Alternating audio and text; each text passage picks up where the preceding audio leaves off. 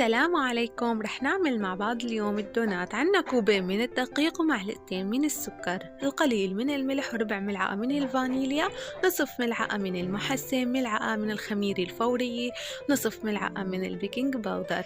نخلط المكونات الجافة وننزل بمعلقتين من الزبادي أو اللبن أو اليوغورت وحبة من البيض.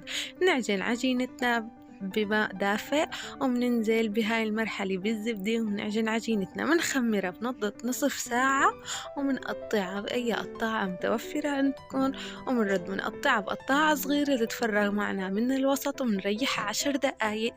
بعد ما نريحها 10 دقايق مننزلها على زيت محمين ومسبقا درجة حرارته ومنخليها وسط مع التقليب المستمر كرمال ينفشوا معنا ويصيروا هشين من الداخل ومستويين من الداخل ومن الخارج.